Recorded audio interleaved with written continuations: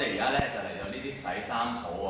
咁呢個洗衫鋪咧就叫做 Lefie 咁咧就係咯，全部都係自動㗎啦，擺晒喺度啦。咁啊你可以首先咧第一個步驟咧，你就係揀你要幾多 kg 啦。你會見到8 kg 呢一度咧就係4個半啦，16 kg 嘅話就8個半等等嘅。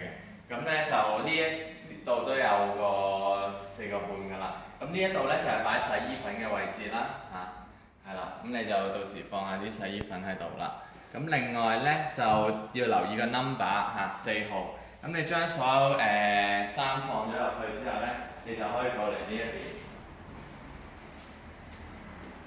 就揀翻4號啦，係啦，揀翻4號。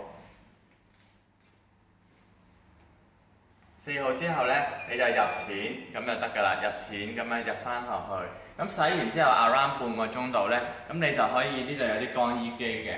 乾衣機咧就係個半15 minute 啦，呢一度咁啊，各處鄉村各處嚟啦，咁樣咁啊係咯，半個鐘後你又可以掉過嚟呢邊，就再洗多15分鐘，咁你嘅洗衫咧過程就完成。